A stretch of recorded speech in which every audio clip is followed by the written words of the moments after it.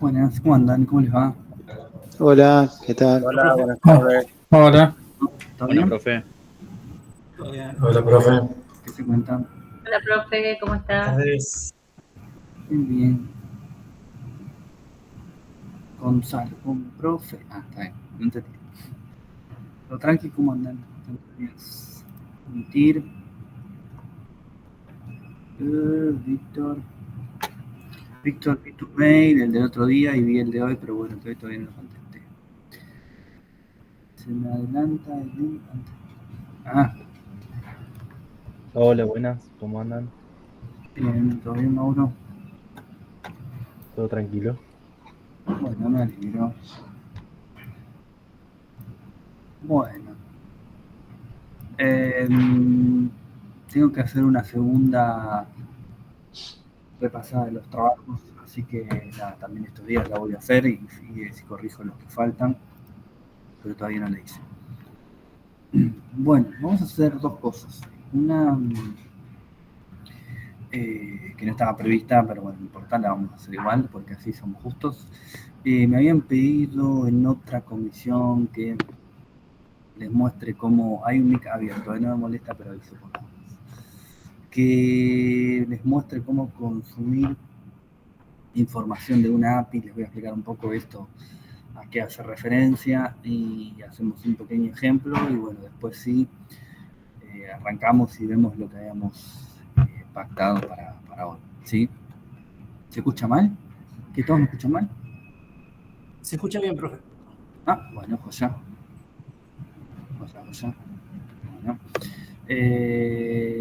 Está bien, Mauro, dale, después lo reviso. ¿En serio? ¿Con mucho ruido de fondo? Puedo ir a una oficina, estoy en la oficina, pero no hay absolutamente nadie, por eso me resulta raro que se escuche con fondo. Se escucha medio nebuloso. Profe, por ahí el puerto el pin del USB, del auricular que esté haciendo ruido. A ver, pues, déjame ver una cosilla, un segundito. Esperen,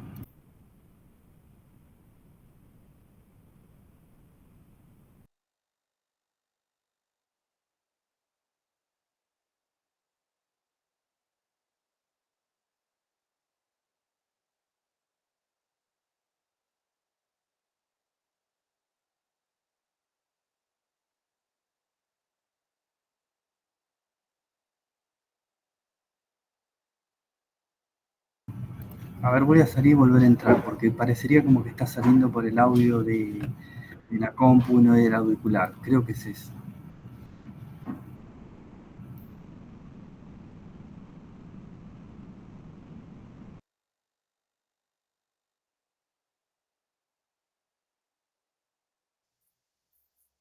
Alguien que ponga música o algo.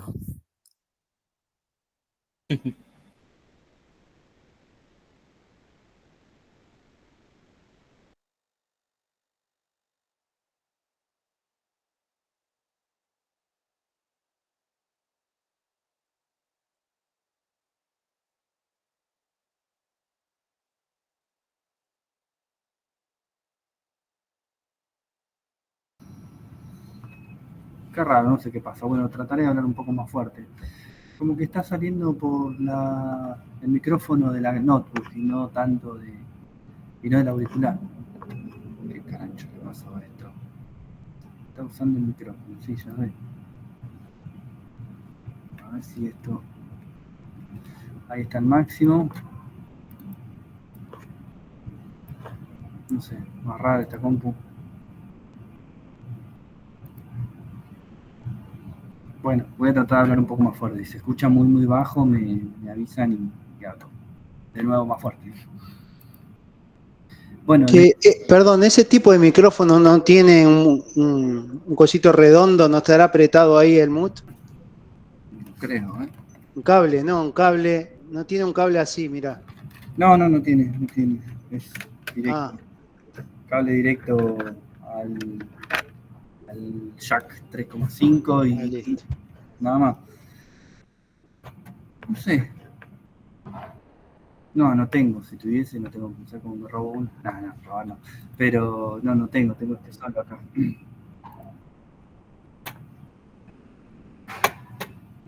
Si no, bueno, ahora me voy hasta una sala. Si no, podemos hacer eso. No sé qué le pasa a esto. Bueno, les decía entonces, lo que vamos a hacer hoy es, por un lado, vamos a hacer este pequeño ejemplo de cómo consumir una API de prueba. Si ahora les voy a mostrar de dónde la saqué. Y por otro lado, bueno, vamos a encarar un poco a ver el tema de base de datos que era lo que íbamos a ver originalmente hoy, ¿sí? Un auricular de Play 5 tiene que comprar barato, están. Fíjense, pero tengo un auricular que salió muchísimo más caro y es una porquería. El que se me desconecta cada tanto, ¿vieron? Bueno, así que el precio a veces no tiene nada que ver. Es un Red Dragon. Sí, los económicos esos van como piña siempre. Bueno, les decía entonces, vamos a hacer lo siguiente. El primer ejemplo que vamos a hacer es esto de consumir una API. No quiero decir antiguamente porque parece un montón, pero antes las aplicaciones se construían de manera monolítica, o sea, en un solo proyecto convivía todo lo que tiene que ver con la regla de negocio en sí, que hacía la transacción contra la base de datos, y la vista. ¿Sí? Todo formaba parte de una sola aplicación. Si yo necesitaba instalar la aplicación o deployarla en un servidor, obviamente tenía que deployar absolutamente todo, no podía hacerlo por parte. Lo que se pensó, o cómo eso avanzó, cómo eso se evolucionó, fue en que las dos capas sean completamente independientes, o sea, hacer dos proyectos donde por un lado yo creo, diseño o desarrollo lo que tiene que ver con el backend, y por otro lado yo voy a hacer la parte del frontend que de alguna manera se va a comunicar con ese backend para poder hacer las peticiones y que el backend le dé una respuesta, le dé un response. ¿Cuáles serían los beneficios de hacer algo así? Están llegando mucho tarde. Los beneficios serían que yo, como desarrollador backend, lo único que debería hacer es analizar cuáles son los requerimientos, cuáles son los requests que yo puedo llegar a tener desde mi frontend y entregar una devolución correspondiente. Y por otro lado, yo podría de alguna manera separar o abstraer las dos capas de modo tal que mi backend no solo responda al frontend que se hizo precisamente para poder visualizar por pantalla la información que yo pedí, sino que inclusive se pudiese comunicar o otra aplicación pudiese hacerme el mismo requerimiento. A ver, un ejemplo súper claro son muchos de los servicios que brinda AFIP. AFIP lo que hace es disponibilizar algún tipo de información y yo la puedo consumir ya sea desde una aplicación propia mía o la podría consumir, por ejemplo, desde algún software de estos que están en el grupo de Business Intelligence, como ClickView, como MicroStrategy, como Power BI, bueno, no sé, la mayoría son enlatados, donde yo inclusive puedo consumir de ahí información de una API. ¿Qué es en definitiva una API? Una API es un método expuesto, ¿sí? Es un método, una función que está esperando algún tipo de argumento. Ese argumento podría ser, por ejemplo, vamos a algo muy sencillo y muy básico. Vamos a suponer que estamos hablando de socios o de alumnos o de suscriptores, no sé, lo que sea, donde yo a esa API lo único que le suministro o lo único que me va a pedir, depende de donde estemos parados para verlo, perdón, es un número de socio o un número de suscriptor o un número de alumno. Con esa información la API me va a devolver información. Esa información podría ser tranquilamente toda la información de ese socio, ¿sí? Si lo pensamos desde AFIP tranquilamente puede estar brindando algún servicio, no lo sé porque no manejo esto, pero sé que funciona así, donde yo le solicite la situación frente al IVA de una persona, entonces vía una URL que disponibiliza AFIP, yo le puedo enviar un DNI y AFIP me va a devolver vía URL también toda la información de ese DNI que yo le pasé.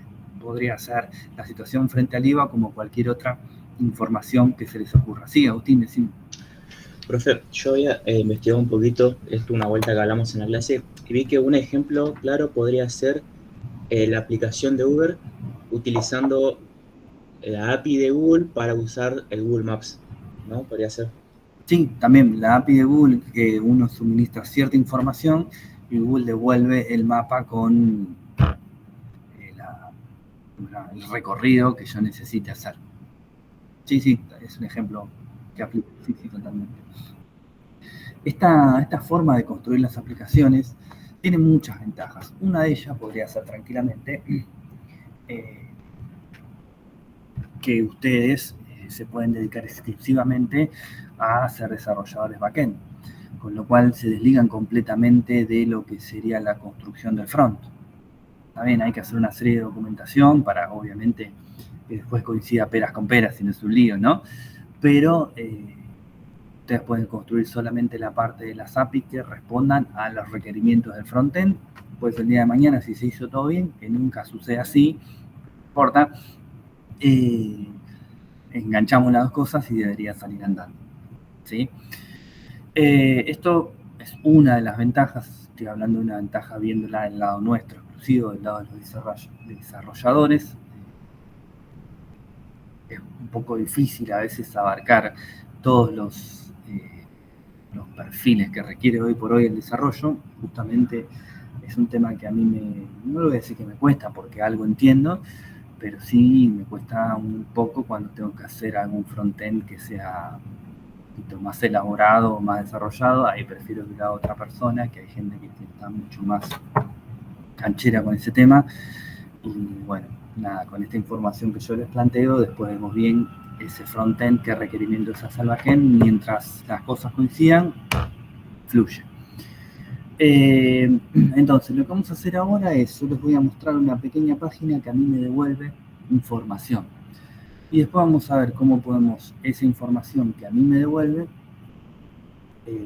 filtrarla un poco, para que no sea toda. Ahora, ¿cómo sucede esta magia? Esta magia sucede porque nosotros tenemos un lenguaje en común para yo poder comunicarme entre mi frontend y mi backend.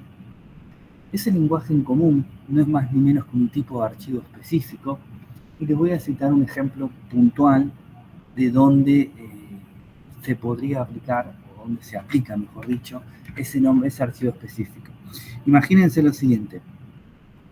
Visa Argentina todos los días tiene que recibir, no sé en qué momento, ni tengo ni idea, pero todos los días tiene que recibir la información de los consumos de las tarjetas de crédito. Como ustedes sabrán, hay un montón de bancos que todas ofrecen la tarjeta Visa, ¿sí? Pero Banco Ciudad, Banco Provincia, Banco Nación y una gama importante de bancos de entidades 100% privadas. Y por otro lado tenemos Visa. Visa recibe información de todos esos bancos. Cada uno de esos bancos podría tener un sistema propio para procesar su información. Eso podría ser que el francés tenga .NET, podría ser que HABC tenga Java, que Ciudad tenga algo hecho en COBOL, que Nación también en COBOL, y así podemos tener 10 lenguajes diferentes de programación para construir sus propios sistemas, pero todos se comunican con Visa. ¿Cómo hacen eso? Eso lo hace porque Visa disponibiliza una API que de alguna manera se comunican con cada uno de los bancos y pueden consumir y pueden enviar información. Esto es posible porque para intercambiar información entre diferentes sistemas y para poder utilizar una API, ahí lo paso, para poder disponibilizar una API se utiliza un tipo de archivo específico. Un tipo de archivo que se llama JSON, ¿sí? No como JSON el viernes 13, sino JSON, JavaScript Object Notation, ¿sí? No tiene ninguna ciencia, simplemente que es un tipo de archivo que se entre las grandes empresas de Internet se tomó como un tipo de archivo de intercambio genérico para todos los lenguajes. ¿Sí? No tiene ninguna vuelta, ahora les voy a mostrar un pequeño ejemplo, pero básicamente la explicación es esa. Todos se pusieron de acuerdo y en vez de usar uno cada lenguaje, utilizar lo que tenía ganas, dijeron, bueno, vamos a utilizar este tipo de archivo. Y a partir de ahí se empezó a poder intercambiar información de una manera más sencilla. ¿Sí? Vamos a charlar menos y a entrar un poco en acción. ¿Dónde está? Carpeta de asistencia primero. Nosotros somos 61, ¿no? Habilito.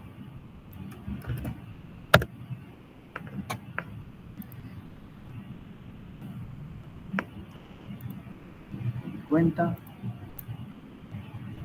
Mi Windows, esto me lo voy a traer para acá. Y este lo voy a habilitar. ¿No? Bien. Ahí. Ahí está. Bueno, y ahora vamos a volver acá. A ver. Este todavía no. Acá.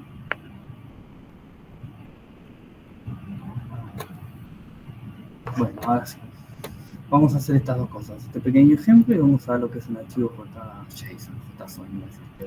Ahí.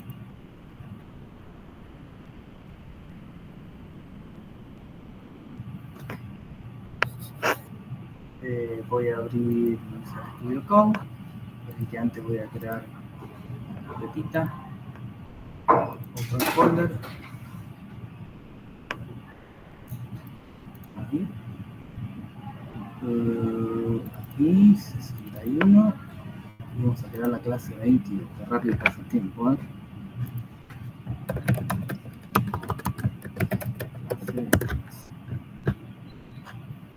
Open. Acá vamos a crear un archivito que se llame js barra JSON.js. Y por otro lado vamos a crear index.html5. Y acá voy a crear un script que levante el src js barra js. Tenemos. Voy a venir acá y voy a armar lo siguiente. Un archivo JSON, ¿sí? Es un tipo de archivo que significa JavaScript Object Notation, ¿sí? Y cuando vimos las variables en JavaScript, recuerdan que nosotros dijimos que podían ser booleanas, numéricas, carácter y objetos, ¿sí? JSON es un object, lo dice la palabra. ¿Sí? Sí, estoy diciendo mal. JavaScript, Object Notation, está bien, así que lo voy a escribir mal. Es un objeto, con lo cual se lo voy a poder asignar a una variable. Y esto va a ser algo así, variable o constante. Const, si quieren, falta una S, y le voy a decir alumnos va a ser igual a. Voy a venir acá abajo, voy a abrir y cerrar llave, ¿sí? Como si fuese un array, y dentro de cada llave voy a abrir y cerrar, dentro de cada corchete voy a abrir y cerrar un juego de llaves, ¿sí? Este juego de llaves le voy a poner una coma acá al final. Simplemente yo lo hago así para no olvidarme nada. Pero bueno, obviamente después ustedes cuando la quieran cancha con esto, van a ver que es más práctico hacerlo.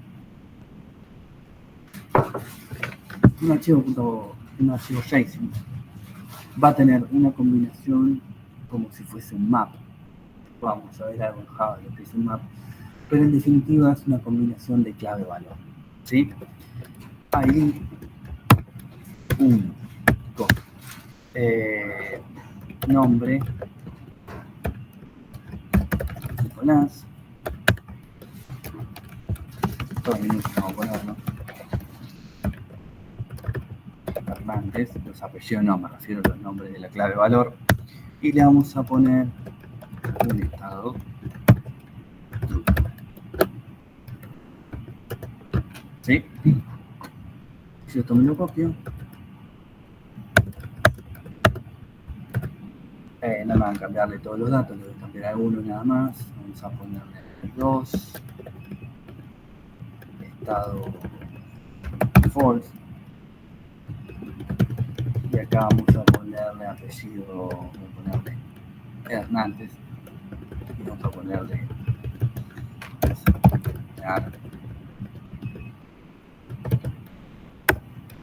un 3, vamos a dejarlo así, y este vamos a hacer un 4, que vamos a ponerle lista reino, y acá vamos a ponerle, ¿sí? Vamos a ponerlo en mayúsculas. Esto es un archivo, esperen que no me acuerdo que acá vaya con el último de los datos, no lleva punto y coma, ¿sí? No lleva coma al final. Y sí o sí termina con punto y coma. Acá no vamos a tener ningún problema en lo que es JavaScript, pero sí podemos tener si nosotros pasamos este archivo a algún otro lado. Así que acostúmbrense a siempre terminarlo con punto y coma. ¿Okay? Si yo me vengo acá, esto lo voy a levantar, con like.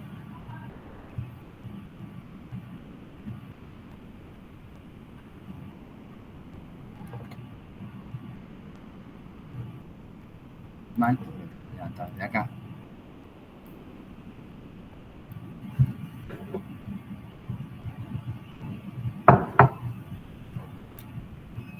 Inspect. Console. Esos errores que me tira acá tienen que ver con el CSS, no le den bola. Yo vengo, quiero mencionar solamente alumnos, JavaScript ya sabe que lo voy a querer imprimir.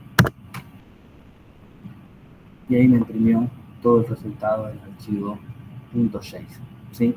Si ustedes quieren consumir una API, van a recibir algo así como esto, ¿sí?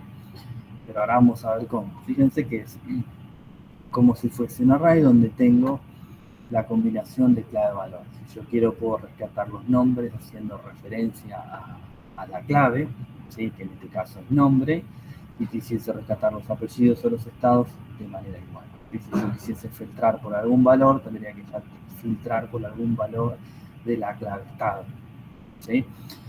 Esperen que Giovanni. ¿Sí? Entonces, lo que vamos a hacer ahora es lo siguiente. Vamos a consumir esta información, pero en lugar de cargarla nosotros, la vamos a consumir de algún lado. Esperen que voy a borrar acá para que esto no nos moleste.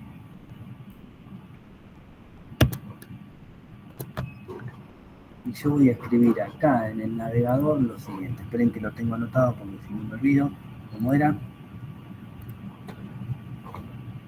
Es así. https //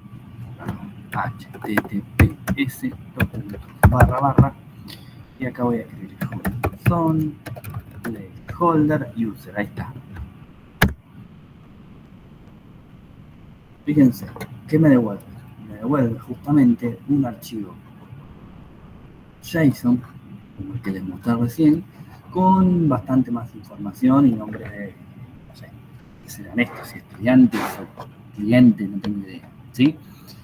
Pero fíjense que tiene bastante más información. Inclusive, un archivo JSON, fíjense el tema de las llaves, porque por ahí les llama la atención. Porque acá tengo una llave que abre y acá tengo una llave que cierra, y sin embargo acá tengo otra llave que cierra y otra llave que abre.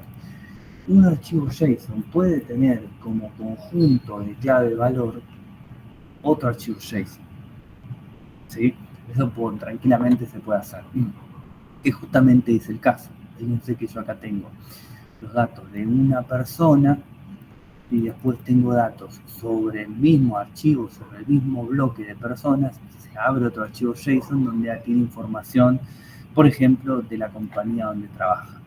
¿Sí? Esto tranquilamente se puede hacer, pero bueno, vamos por lo más sencillo. Yo lo que quiero hacer es conectarme con esta URL que me está devolviendo información y vamos a agarrar la información solamente de Chelsea Dietrich. ¿Este es el auto de la concesionaria? Bueno, vamos con Chelsea. ¿Sí? Yo solamente quisiera recuperar esta información. Vamos a ver cómo lo hacemos. Esto lo dejamos acá, no nos molesta para nada. Cerrar acá, a ver. Y voy a venir acá abajo. ¿Sí? Tenemos que ver un pequeño concepto, ¿sí? Que lo vamos a pasar un poco por arriba, pero por lo menos se lo voy a explicar, que tiene que ver con lo que se llama promesa. ¿Sí? ¿Por qué? Porque yo cuando consumo información que no esté dentro de mi máquina, inclusive dentro de mi máquina también podría pasar, están allá, están acá, inclusive dentro de mi máquina también podría pasar, mientras yo solicite una información y esta información me sea devuelta, me podría quedar bloqueada la acción hasta tanto yo no reciba esa información. ¿Qué quiere decir? Que si yo hago una petición, mientras esa petición no me dé una respuesta, a mí me podría quedar tranquilamente bloqueada mi aplicación esperando esa respuesta. Para lo cual se usa alguna manera de poder trabajar de manera asincrónica. O sea, mientras yo hago una petición, mientras yo espero la respuesta de esa petición, poder realizar otra acción X dentro de mi plataforma. Hay varias maneras de hacerlo. Una de ellas es mediante una función que se llama callback. ¿Sí? Es un poco complicado explicar. Un callback, yo les voy a dar la definición, ¿no? Si quieren pedir una mirada por ahí. Pero un callback es una función anónima, o sea, no tiene nombre, que se pasa como segundo argumento de otra función. ¿Sí? Pero para hacer esto mismo existe otra manera más sencilla que es una promesa. Una promesa es yo hago una petición, nuestra aplicación queda liberada y cuando vuelve la respuesta yo considero esa promesa cumplida o rechazada. ¿Sí? Pero no la estoy esperando todo el tiempo, sino que cuando vuelve la respuesta recién ahí la considero cumplida o rechazada. ¿Sí? Pero bueno, vamos a hacer lo que es más fácil. Lo primero que voy a hacer es, voy a escribir la URL donde voy a consumir la información. Const app, que va a ser igual a qué? A esto. ¿Sí? Tiki.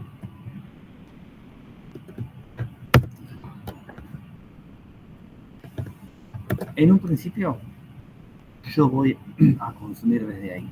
¿Sí? ¿Sí? ¿Alguien quiere hacer una pregunta? Porque hay un link abierto.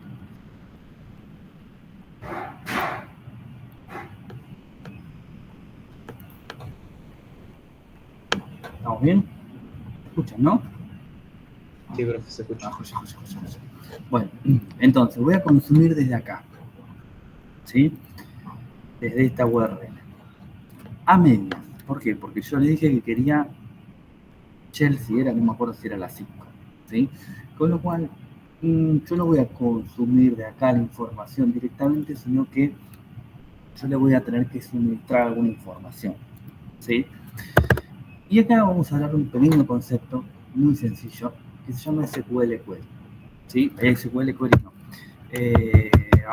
URL Query. ¿Sí? Fíjense, yo vengo a Dexter, ¿sí? Y yo quiero buscar Adidas.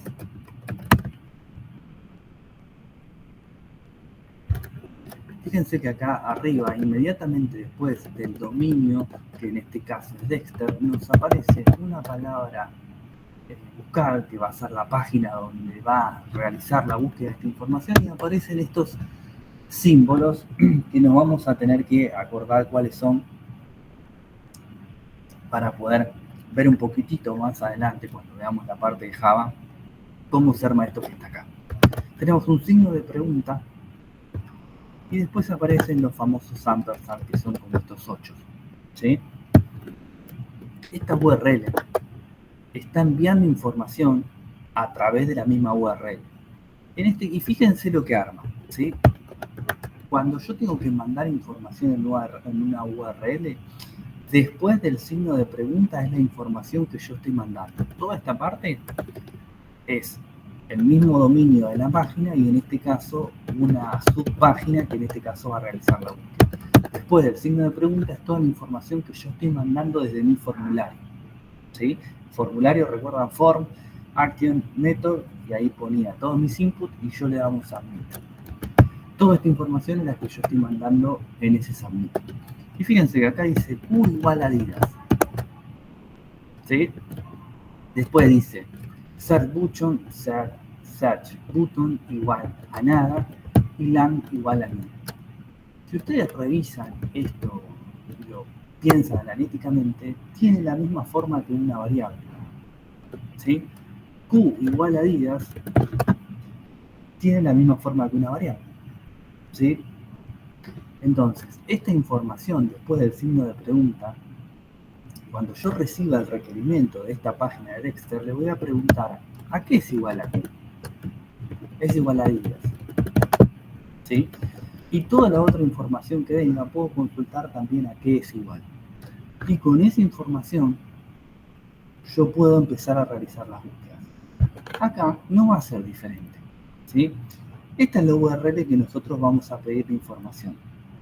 Pero yo voy a necesitar mandar información específica o preguntar información específica de alguien, con lo cual esta URL, así tal cual, me sirve y no me sirve. ¿Por qué? Porque si yo hago una consulta a esta URL completa, me va a devolver toda la información. Y yo no quiero toda la información. Yo quiero de, no me acuerdo, uno cuál era, le ponemos cualquier número, pero yo quiero de una persona. Con lo cual voy a hacer lo siguiente. Le voy a decir, esperen que no me acuerdo cómo hacer las comillas que necesito. Bueno, ahora me fijo, lo copio acá. Le voy a decir otra constante o una variable, vamos a poner para variar un poco, var id user igual 5, habíamos dicho que era, que queríamos consultar de 5, bueno, no me acuerdo, creo que era 5, ¿sí? Y en lugar de consultar con esta API, ¿sí? La voy a comentar. La voy a copiar acá abajo. Y le voy a decir lo siguiente. Esperen que me copio porque no sé cómo es. En lugar de poner las comillas simples, le voy a poner estas comillas inclinadas, que son las comillas, tienen un nombre, pero no me acuerdo cómo es, pero se lo conoce como comillas francesas, algo así. Barra, después de user, signo de pregunta, abro y cierro llave. Fíjense que ya esto tiene otro color, no le está tomando como un dato literal, está tomando como una variable. ¿Y qué le voy a pasar acá? Le voy a pasar ID user, que es la variable que yo definí acá arriba que vale 5. Yo me voy a copiar esto, lo voy a pegar acá arriba y obviamente no va a tener ni idea que es ID user, con lo cual no me va a ver nada. Pero si yo le cambio por 5, perdón, no por 5, lo cambio por 5 ahí, fíjense que me devolvió lo de Chelsea Dietrich. ¿Sí? No me está devolviendo toda la información, solamente me está devolviendo la de Chelsea Dietrich. ¿Sí? Entonces, ahora yo a mi URL le puedo agregar lo que yo necesito, no todo. ¿Sí? Esta petición es tal cual nosotros la vamos a hacer desde un backend, desde un frontend a un backend. ¿Sí? Cuando yo necesite consumir la información del cliente número 5, le voy a pasar una URL donde le voy a especificar lo que yo necesito. Y ese backend va a hacer caso a mi requerimiento, atento con esta palabra, requerimiento, y me va a hacer un response. A todo requerimiento debería haber un response, debería haber una respuesta. ¿sí? Si yo ya tengo la URL, le voy a decir Fletch, ¿sí? Y le voy a decir, Fletch es un método para yo poder hacer un requerimiento en JavaScript, ¿sí? Acá le voy a decir que a este Fletch le voy a hacer este requerimiento API, o sea, le voy a pasar esta URL, ¿sí? Punto then, y acá voy a hacer lo siguiente, response, y ahora les explico, ¿sí? Esperen que no me quiero olvidar. Esto lo tengo que mandar acá abajo, y la magia la tengo que hacer acá.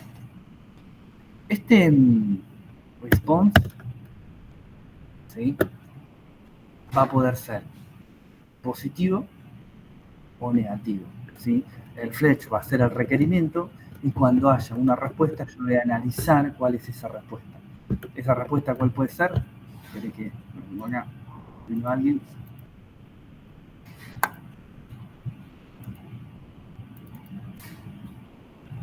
Ahora vemos esto y lo contesto, ¿eh? Así no perdemos este ejemplo, ¿sí? Esa respuesta puede ser afirmativa o puede ser negativa, ¿sí? Lo que conviene siempre es analizar primero la negativa. Si el response es ok, yo voy a hacer algo. Pero como yo dije, yo quiero analizar primero si la respuesta no es ok, entonces niego la afirmación, ¿sí? En caso de que este suceda, le voy a tirar un throw y le voy a decir que va a haber un error. Ese error, pónganle lo que quieran, le vamos a poner no se encuentra el dato, ¿sí?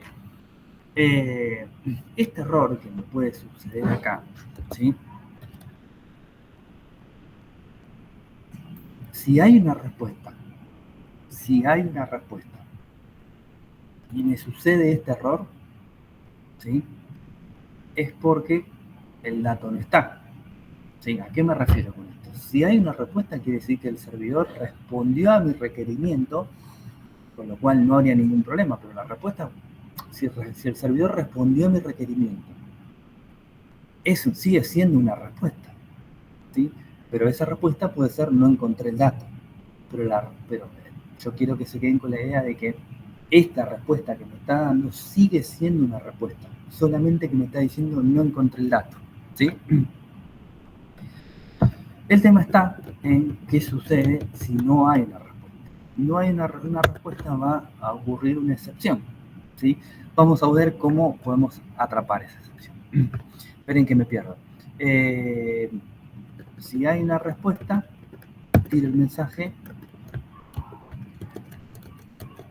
ahí, y acá tengo que cerrar, acá empieza el problema porque hay que cerrar bien los paréntesis, ¿sí? Este paréntesis que está acá cierra la respuesta, ¿sí? Ahora,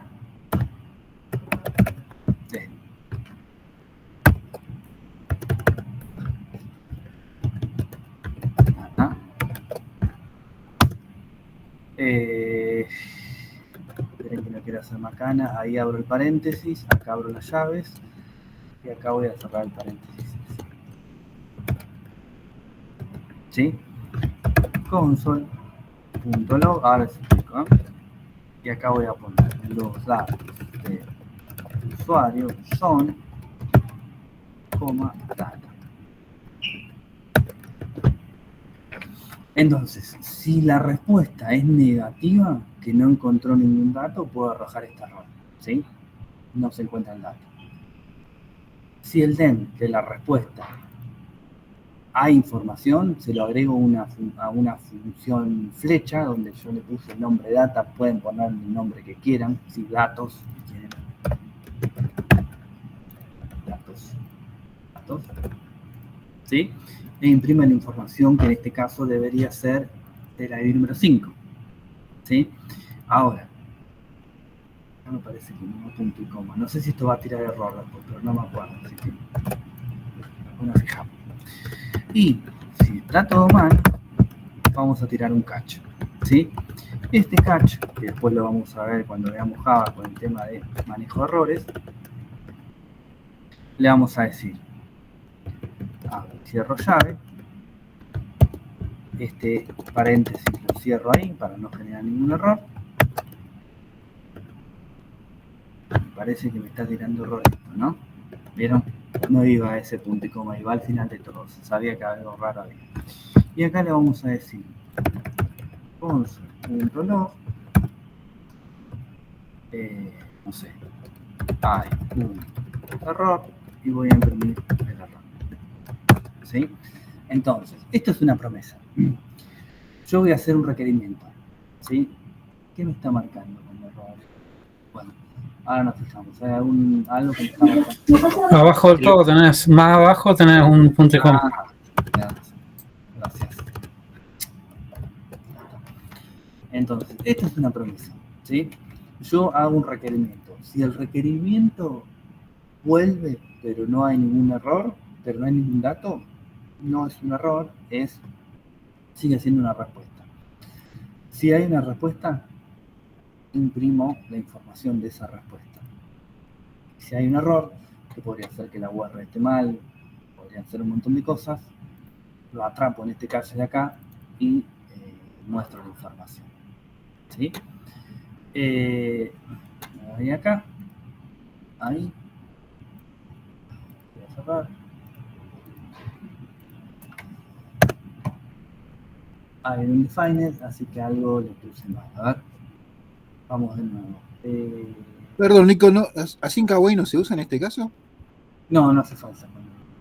Es otra forma de hacerlo también. Con el async await también lo puedes hacer. Esperen que ahora me equivoco. Ok, gracias. Lo puedes hacer con un async await, lo puedes hacer con un callback o lo puedes hacer con un fletch, con cualquiera de las tres maneras. Con un callback, que es la forma más difícil, pero se puede hacer. Esperen que hay user, el number 5, eso está bien. API es como yo le puse, ¿no? API, si hay un response. Esto me está tirando. ¿Por qué me está tirando datos?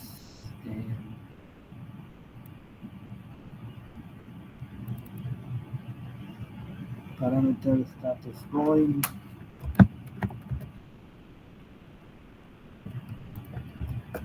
Algo le estoy pifiando, todavía no sé qué. A ver, No es por el punto y coma ese que sacaste, ¿no? Sí, no es por el punto y coma. Vem, data. Acá cierro bien, catch error. A ver si tiene algo que ver con estas malditas comillas francesas que siempre traen problemas. A ver, yo lo tengo acá, me lo voy a copiar a ver si me dice acá. No están iguales, no hay ningún problema. A ver.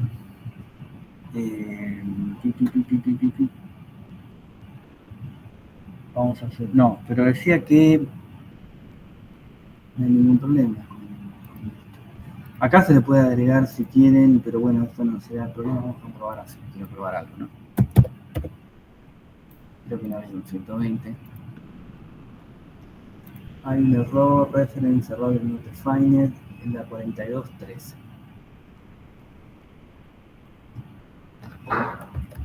¿Qué le pasa a estos? Los datos tienen que venir en JSON, ¿verdad? Sí. Pero como te los guarda directamente en una variable, y la variable, viste que yo les mostré que se puede imprimir en un JSON, no hay ningún problema. ¿Por qué no me lo toman? Esperen, que tengo que ver que... ¡Ah! ¡Qué pavote que soy! Me olvidé, perdón.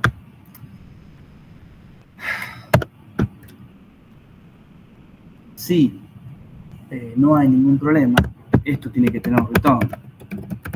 La parte más importante. Menos mal que mencionaste el JSON.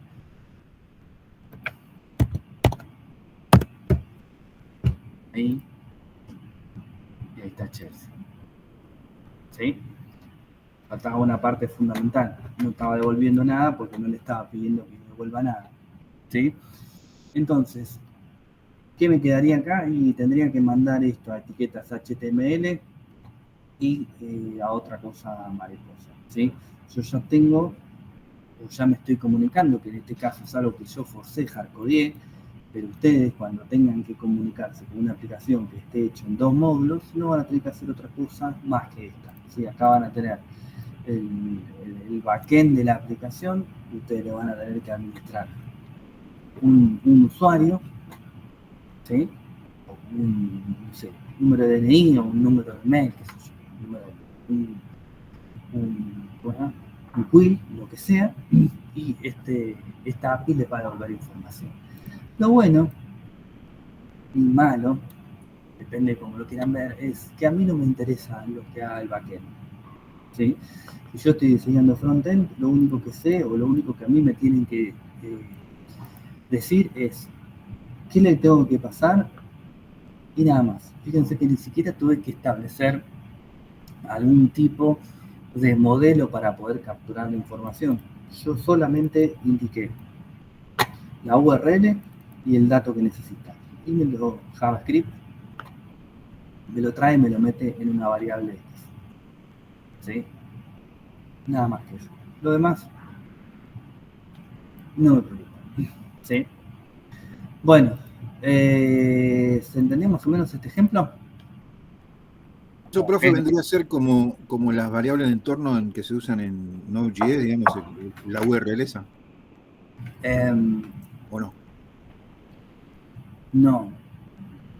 La URL esta es la forma en que vos vas a tener de mandar información entre el servidor y tu aplicación, o sea, tu front. Pero no sé por qué me decís las variables de entorno. La comunicación con la base de datos. ¿Pero por qué la variable de entorno? La variable de entorno tiene más que ver con lo que vos configurás, por ejemplo, en tu aplicación para poder conectarte con la base de datos, pero eso vive dentro de tu aplicación, no es... Mirá, a ver. Claro, vos con esto te conectás con el servidor, servidor, y el servidor es el que hace el enlace con la base de datos, entonces, también. Mira, esto es un... a ver, espera que tarda un poquito en cargar. Toma su tiempo. Porque en Node, perdón que haga la comparación, pero es lo único que sé. En Node directamente pones la dirección web y ya está. Por eso buscaba esos son variables de entorno. Estas son todas variables de entorno de este proyecto, que esto está en Laravel, ¿sí? Todas estas variables son visibles a todo el proyecto. Esto es una variable de entorno. Por ejemplo, si yo en cualquier lado de mi proyecto quiero hacer referencia a DB Database, tiene este valor. Se le dice variable de entorno porque desde cualquier parte de este proyecto yo puedo acceder a estas variables. Por ahí, la verdad que yo no he trabajado tanto con Node, pero por ahí le llaman variable de entorno a otra cosa, pero las variables de entorno en este caso son estas. Por ejemplo, dentro de Windows también, las variables de entorno son cuando vos, por ejemplo, escribís, eso no va en la otra pantalla. Cuando yo escribo acá git --version, me dice la versión de git. Ahora, si me paro en cualquier carpeta, por ejemplo, de raíz, también. Si me paro en cualquier carpeta del sistema, también. Si yo le escribo, por ejemplo, compose. Bueno, ahí está. Composer me contestó algo, ¿sí? O sea que lo está tomando. Es porque tiene configurado las variables de entorno para que yo esos comandos los pueda ejecutar desde donde quiera. Eso es puntualmente una variable de entorno. Pero bueno, insisto, la verdad que no sé cómo Node lo llaman, pero por ahí puede ser. No digo que esté mal lo que digo hacer. Claro, no, yo me confundo porque cuando vos haces la aplicación en Node, simplemente vos entras a la dirección web desde el front y nada más. No pones toda esa URL. A lo mejor ahí es donde yo me confundo. No pones esa URL que nos enseñaste recién. Pones solamente cuando vos intercambiás información, entiendo que cuando vos entras a la aplicación solamente con esa URL, pero cuando empezás a intercambiar entre las distintas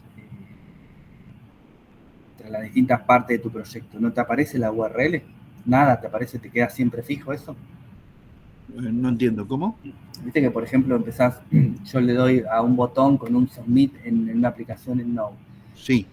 ¿No te arma la URL para intercambiar entre donde estabas y donde querés ir, ¿no te arma una URL diferente con el traspaso de información? Y claro, la armás en rutas. Bueno, puede ser, no sé, pero bueno, sí, tranquilamente podría ser. En el modelo vista controlador, vos tenés Ahí las lo armás. rutas y ahí vos pones la ruta que querés que vaya cuando vos haces el submit, por ejemplo. Claro. En realidad haces del front y automáticamente va a la base al servidor y ahí te lo manda, te lo rutea. Claro, tiene un enrutador, sí, esto es Laravel también, tiene un enrutador acá. Donde vos pones, por ejemplo, mira, esto está en app, es en HTTP, no, perdón, está acá, esperame que me acuerdo dónde está. Resource, no, acá están las vistas, en route, acá. Ah. Web, acá vos tenés un enrutador donde te dice por cada cosa, por cada URL que vos hagas, te lo manda a tal página. Acá tiene los middleware igual que en Node, claro. Pero en el request, por ejemplo, va todo el formulario. Sí, esto sí cambia un poco, pero si vos lo haces en Java, cuando lo hagamos van a ver que como lo hacemos por vía post, te va a salir ahí la URL. Ajá. Ok. Podría mostrar el objeto response que contiene... Sí, igual ahora lo subo, no, este es un ejemplo porque quiero, justamente en la otra comment me habían pedido, así que para ser justos, así lo veamos nosotros también. Ahí,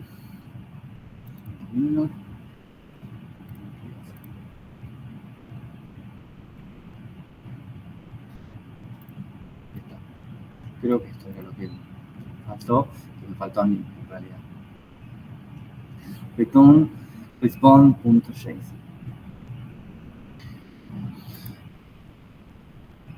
Profe, le quería preguntar si después podíamos hablar del tema de los grupos. Ya los grupos están armados, lo que le quería preguntar era qué hay que hacer en grupos del trabajo. Si ustedes tienen ya todo conformado, lo cual es buenísimo, porque la verdad es que debería ser algo mucho más sencillo, armado de grupos. No hablo de acá en el curso, sino en general, los grupos siempre son un lío. Si lo tienen, mejor. La idea es que el trabajo final de lo que nosotros vamos a hacer, que todavía no está en la consigna, nada, falta bastante, lo hagan en grupos. Pero si ustedes quieren hacer la parte de JavaScript ya en grupos, no hay ningún problema. ¿Sí? Pero es para el trabajo final, el que vamos a hacer para terminar nuestra cursada.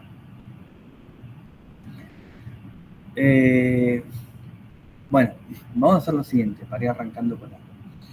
Yo tengo una presentación que después se la voy a pasar, que tiene un montón de información.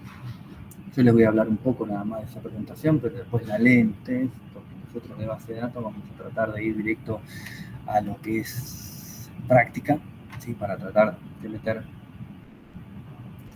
pongan a Franco, por favor, en algún grupo, para tratar de aprovechar el tiempo lo máximo posible, ¿sí? Vamos a necesitar lo siguiente. Son dos cosas bien diferentes, así que presten atención y si no me preguntan.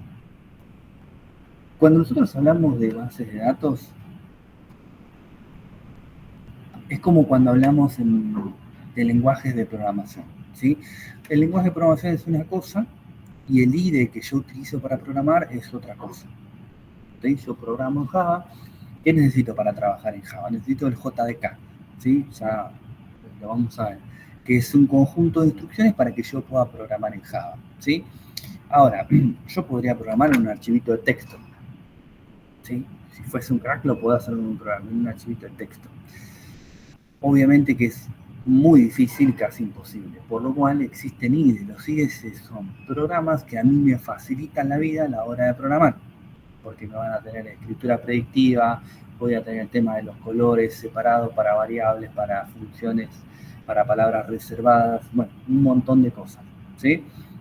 Con base de datos, para trabajar con base de datos, pasa lo mismo. Yo por un lado necesito el motor de base de datos, que es el que va a tener toda la lógica para yo poder crear base de datos, realizar transacciones, crear tablas, etcétera, etcétera, etcétera. Y por otro lado necesito un IDE para que hacer todo eso sea mucho más fácil, ¿sí? Entonces necesito el motor de base de datos y el gestor de base de datos, ¿sí? El motor de base de datos que nosotros vamos a utilizar, ¿dónde estoy presentando acá? Es el MySQL. MySQL es un motor de base de datos de código abierto, bueno, no sé si código abierto, pero de uso gratuito. Sí. Profe, Sí. yo creo que una vez instalé MySQL, ahí con el TRM es posible saber si ya está instalado o no. Viste como, no sé, no-version, algo así, pero para MySQL. Sí, hay una instrucción, ahora me explico cuál es por debe ser menos version o algo así. Bueno, ahora me fijo. Bueno, entonces nosotros vamos a utilizar el MySQL, ¿sí? Obviamente que hay una versión que es paga, no la vamos a dar, bueno, nosotros vamos a trabajar con la versión gratuita, ¿sí? ¿Cuál es la mejor manera de trabajar con MySQL? Bueno, hay varias maneras, ¿sí? Si quieren ir por la más sencilla de todas, van a venir a XAMPP y se van a descargar esta aplicación. ¿Qué es el SAMP? El SAMP es un conjunto de herramientas para programar en diferentes lenguajes, ¿sí? Viene ya con la versión de PHP también, por si quieren trabajar con PHP, con lo cual se van a descargar esto en la versión del sistema operativo que les corresponde a ustedes. Acá fíjense que a mí me detecta que tengo un sistema operativo de 64 bits y tengo las distintas versiones. Y descárguense la última. Lo que nosotros vamos a hacer no va a variar demasiado entre las diferentes versiones, así que se descargan la última con la versión del sistema operativo que les corresponde. Y yo les digo esto, por más que vean esto que dice 64 bits, es porque mi computadora es 64 bits. Si ustedes tienen una que diga 32 bits, le dan con esa, que no hay ningún problema. La versión del sistema operativo tiene que ver con la arquitectura del microprocesador y un montón de cosas que tendríamos que charlar un buen rato.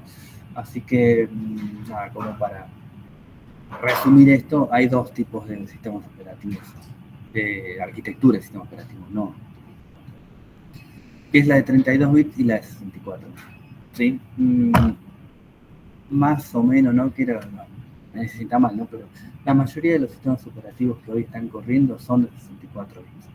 Quedan algunos Windows 32 todavía, pero bueno, no demasiado, ¿sí? Así que bueno, tienen para Windows, para Linux, para Mac, ¿sí? Inclusive por ahí, fíjense que tienen la opción More Download. Si tienen que bajar a una versión más vieja por alguna razón, la pueden buscar ahí y la pueden descargar también. SAMP es lo más gauchito que hay. Siguiente. No tiene ninguna vuelta, no tiene ninguna configuración, no tiene nada, ¿sí? Si ustedes le dan siguiente, en algún momento se va a terminar de instalar. Las aplicaciones esta que va a instalar SAMP se cargan como servicios. ¿Qué quiere decir esto? Que yo tengo que inicializar esos servicios para que la aplicación funcione, ¿sí?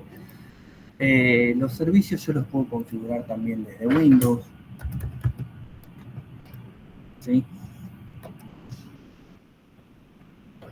Ahora son estos mismos que están acá, ¿sí? Un montonazo. ¿Por qué les quiero mostrar esto? Porque ustedes cuando inicien los servicios de Apache tienen que inicializar Apache MySQL y se les tiene que poner en verde y les va a indicar cuál es el puerto donde está corriendo. Si intenta levantar estos servicios y les marca un error en rojo, el problema más común que puede haber es que estas aplicaciones estén corriendo en algún puerto o intenten correr en algún puerto, mejor dicho, que ya esté ocupado por otro servicio, ¿sí? Por ejemplo, MySQL corre por defecto en el puerto 3306. ¿sí? Se puede configurar cualquier puerto que se les ocurra. No hay ningún tipo de problema. El tema que tenemos acá es que si ustedes no están tan cancheros con el manejo de alguna de estas cosas, lo ideal es que dejen todo lo más estándar posible para no tener ningún tipo de problema, ¿sí? Así como viene, tal. Entonces, por ejemplo, yo tengo instalado en esta máquina también SQL Server, que es el producto de base de datos de Microsoft. No puntualmente el SQL Server, pero sí uno de los servicios que trae, que creo que es el Server Browser o el Reporting Service, uno de esos productos que trae, corre en el mismo puerto que MySQL, con lo cual, si tengo levantado uno, no puedo tener levantado el otro. Ahí tengo que empezar a jugar entre los diferentes puertos. Sí. Consulta, yo instalé el Workbench también. ¿Puede ser que entre en conflicto con este exam también por el tema del puerto? No. Por eso, ahí voy con ese tema, pero no puede ser. Ah, bueno. No me levanta este exam y me dice por el puerto, pero bueno. Claro, pero espero a ver qué diga. Es otra cosa. Bueno. El MySQL, ¿sí? Perdón, el SAMP me va a instalar todas estas herramientas que están acá. FileZilla, Mercury, Tomcat. Mercury yo no lo usé en la vida. Sé para lo que sirve, es algún servidor de correo electrónico medio viejo, pero no lo usé en la vida. Tomcat, FileZilla de vez en cuando. Tomcat es un contenedor de páginas web. FileZilla es un servicio de FTP, pero la mayoría de las veces van a utilizar Apache y MySQL, ¿sí? Si esto les levanta, no hay ningún problema, salen dando solo, ¿sí? ¿Qué es lo que trae SAMP, además del motor de base de datos MySQL? Trae un gestor de base de datos. Y ese gestor de base de datos es el famoso PHP-MyAdmin. Si toma su tiempo. Profe, MySQL también hay que instalar. No, por eso. El SAMP, ¿dónde está? Acá. El SAMP ya instala MySQL. Ya instala el motor de base de datos MySQL. Con lo cual yo no tengo que hacer otra cosa. Okay. Me instala el MySQL y si yo quiero trabajar me instala el PHP-MyAdmin. El PHP-MyAdmin se conecta con el motor de base de datos MySQL que recién acaba de instalar Tomcat, que acaba de instalar SAMP. Entonces yo tengo el motor y el gestor de base de datos, las dos cosas instalando sobre el SAMP. ¿Sí? Disculpa. Sí. Si yo tengo instalado ya el Workbench MySQL, ¿lo instalo igual? Por eso, ahí voy a eso. El tema es así, ¿sí? PHP-MyAdmin es un motor de base de datos. Si yo quiero instalar Workbench es un motor de base de datos. Entonces, si yo tengo instalado el SAMP, SAMP me instaló el motor de base de datos y un gestor de base de datos como es PHP-MyAdmin. A mí no me gusta trabajar con PHP-MyAdmin, me instalo el Workbench. Como el Workbench es un motor, un gestor de base de datos, ¿sí? Me puedo conectar sin ningún problema al que ya tengo instalado. Fíjense que si yo, bueno, no quería hacer eso. A ver. Bola, yo ya ahí me conecté. Miren, la primera base se llama Agencia Nexos Autos. Yo me vengo acá, voy a abrir de nuevo PHP-MyAdmin. Agencia Nexos Autos, base 025, 026, son las mismas que están acá. O sea, yo estoy conectado a mi mismo gestor de base de datos con el Workbench y con el PHP-MyAdmin. Es lo mismo, ¿sí? Ahora, ¿cuál es el problema que nosotros podemos llegar a tener? Que lo vamos a ver ahora. Entonces, me voy a venir a la página de MySQL y me voy a venir a la página de Workbench.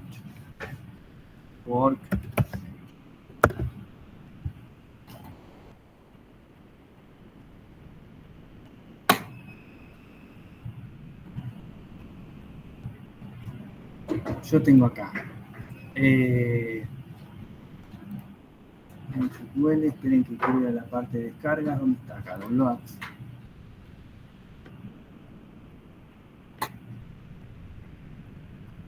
Y yo me debería descargar lo siguiente. MySQL Community GPL Downloads. ¿Sí? Esto que está acá. Y puntualmente. ¿Dónde está? ¿Dónde está? ¿Dónde está? Esto que está acá es el motor de base de datos pelado. ¿Sí? Sería como instalar el SAMP, pero solamente el motor de base de datos. Y esto que está acá es el gestor de base de datos pelado. ¿Sí? Con lo cual, yo, si me instalase el Community Server y el Workbench, tendría lo mismo que acá si no instalo el SAMP. Lo único que tienen que instalar, si ya instalaron el SAMP, es este que está acá. Este es el gestor de base de datos solo, pelado. Si no tuviese un motor, no funciona con nada. Solamente el programa. Sí. Consulta, y si hicimos al revés, yo porque ya lo tenía de antes, si instalamos primero el Workbench con el MySQL y después queremos el SAM encima, ¿se puede? ¿Pero para qué lo necesitas? Directamente quédate con el Workbench. Ah, sí, no, yo porque pensé que lo ibas a explicar, el SAMP y demás. No, yo eso era lo primero que te iba a decir. No, ya está. Si vos tenés eso, quédate listo. con eso. No, el SAMP solamente yo lo activo acá y nada más.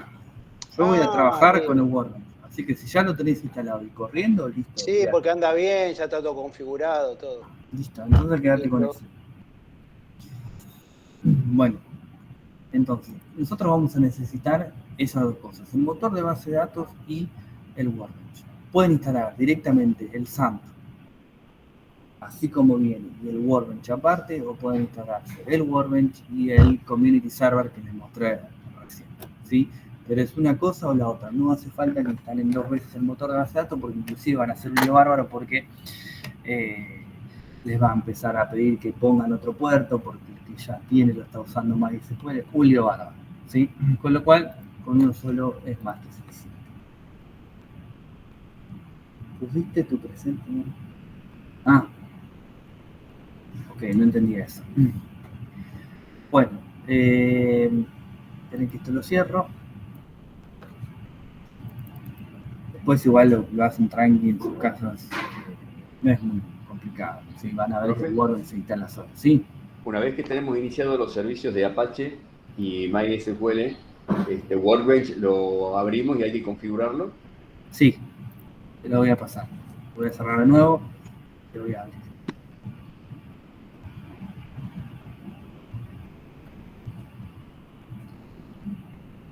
Yo acá tengo otras conexiones de red.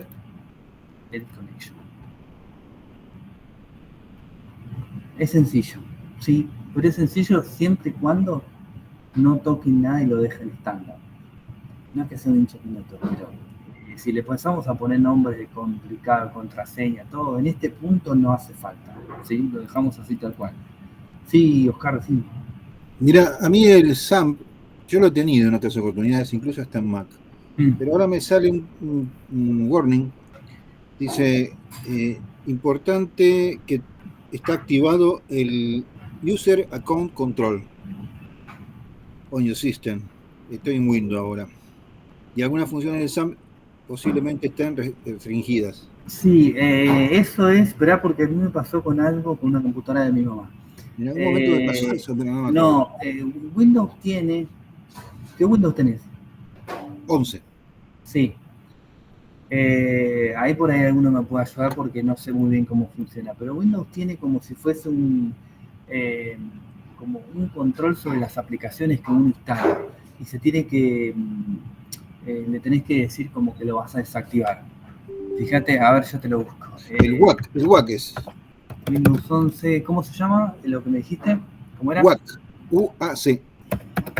Bueno, yo a la computadora esta que era de mi mamá se lo deshabilité. Sí. Porque si no te tira errores con todas las aplicaciones que vos quieras instalar.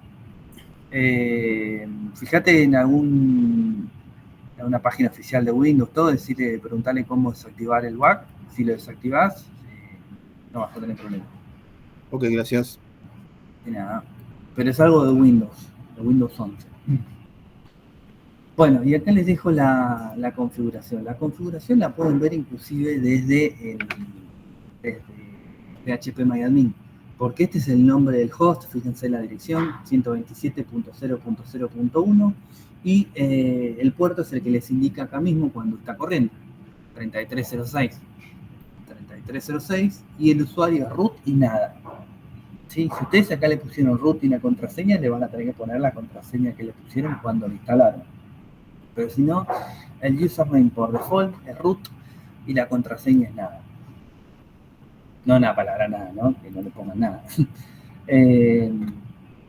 Y con eso ya conectan el Workbench con su motor de base de datos que tienen instalado. Bueno, ya hoy no vamos a hacer nada práctico porque no vamos a llegar con el tiempo. Pero bueno, yo después les voy a subir esta presentación. Sí. Hay que contarlo. Aprovecho si no hay nadie. Vos nos diste un servicio una vez, nos mostraste un servicio para alojamiento de páginas web. No me acuerdo, ahora lo tengo guardado en algún lugar. Netify. No, para que me fijo. Pero que era, no sé si solamente se puede alojar, la pregunta es esa, solamente se puede alojar el front o puedo alojar también el backend ahí, a ver. Downweb. Ya te digo, Downweb, sí. Sí, en Downweb sí, le podés poner el backend y obviamente podés poner esta base de datos ahí. Puedes utilizar la base de datos ahí, en ese mismo servicio. Sí. Cada uno de sus servicios tiene un costo aparte. No, a vos se te cobra un precio por un combo de servicios. Pero ese combo de servicios es una exageración, tenés que tener una aplicación enorme para que no te sirva. Puedes tener no sé cuántas bases de datos, un montón de gigas. Bueno, no sé si un montón, pero puedes tener varios gigas. Pero no, es un solo precio por todo. Porque mi idea, como la idea seguramente de algunos compañeros, es en algún momento empezar a hacer páginas pequeñas, así de forma privada, como para ir adquiriendo experiencia también, ¿no? Pero me falta esa parte y he visto deployar servidores que es con el Git y bastante tiene su vuelta, digamos, no es tan sencillo como deployar la página web. Sí, igualmente, a ver, si lo querés hacer con Git, obviamente que eso es súper profesional, pero si no, ahí en Downweb vos podés subir la información ya sea por un browser o la podés subir vía FTP, lo único que le tenés que configurar, ellos te dan la ruta de donde vos subís tu base de datos. Ellos te dan la ruta de donde está ubicada, tenés que configurar un par de cosas, no hace falta hacerlo todo con el ciclo de vida. Hay como una interfase ahí de Claro, ellos. es una interfaz súper sencilla, ellos te salvan la vida con eso. Lo de hacer el deploy con Git y todo es más para algo empresarial, un software que esté toda la vida creciendo. Yo, por ejemplo, tengo una aplicación a la mañana, trabajo en la mañana, donde hace años que está creciendo. Creciendo me refiero a que es todo, ahora pongámosle tal cosa, ahora agreguémosle tal otra. Entonces ahí sí hay todo un ciclo de vida donde yo sí o sí lo tengo que hacer con Git. No puedo agarrar y subir los archivos y ya está. Pero si vos... Para ir actualizando las versiones. Claro. Si vieron que las aplicaciones en la parte de abajo dicen la versión es 1.3.8. Bueno, todo eso se hace con Git. Igual tendrá esta página Downweb alguna interfase para hacer algunas pequeñas actualizaciones también. ¿En qué sentido te refieres? Eso, que reemplace a Git, por ejemplo, no sé, el cliente quiere una nueva página donde además de poner productos, pones, no sé, servicios. Sí, tiene. Yo te decía que si vos querés como empezar con algo sencillo, por ahí te conviene. Cuando tenés la página lista, la subís y chao. Pero si no, sí tiene para poder vos conectarte con Git y hacer las actualizaciones vía Git. Ok, la voy a investigar un poquito, gracias. Sí, está bastante bueno. Bueno, nada, como les decía, ya hoy no tiene mucho sentido avanzar con algo. Fíjense si pueden tener esto instalado para la clase que viene. Y la idea es empezar a construir una base de datos, algunas tablas, pero bueno, antes vamos a tener que charlar un poco de los tipos de datos y un par de cosas más.